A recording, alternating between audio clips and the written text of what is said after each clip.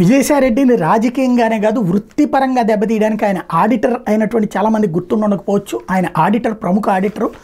ఆయన దెబ్బతీయడానికి జరిగినటువంటి ఒక ప్రయత్నం అయితే ప్రస్తుతం విఫలమైంది. చార్టెడ్ అకౌంటెంట్ వృత్తిపరమైన ప్రవర్తన నియమావళి ఉల్లంఘనల మీద విచారణకు హాజరు కావాలంటూ గత ఏడాది అక్టోబర్ 23న రాజ్యసభ సభ్యుడు విజయసాయిరెడ్డికి institute of chartered accountants of India ICAI క్రమశిక్షణ కమిటీ జారీ చేసిన నోటీసులను తెలంగాణ హైకోర్టు రద్దు చేసింది.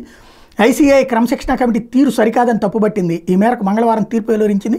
చార్టెడ్ అకౌంటెంట్ వృత్తిపరమైన ప్రవర్తన నియమావళి ఉల్లంఘనలపై విచారణకు హాజరు కావాలంటూ గత ఏడాది అక్టోబర్ 23న ICAI క్రమశిక్షణ కమిటీ విజయసాయిరెడ్డికి నోటీసులు జారీ చేసిన విషయం తెలిసిందే.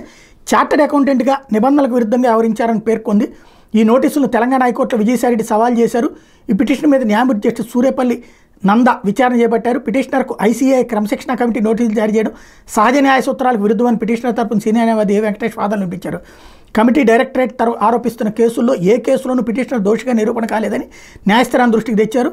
రాజకీయ ప్రోద్బలంతో ఆ కేసులు పెట్టారని విచారణ సాగుతోందని వెల్లడించారు. వాదనలైన న్యాయమూర్తి ICAI క్రమశిక్షణ కమిటీ ఏకపక్షంగా నిర్ణయం తీసుకోవడం తప్పుబడుతూ తీర్పిచ్చారు. విజయసాయిరెడ్డి దాఖలు చేసిన పిటిషన్ అనుమతించారు.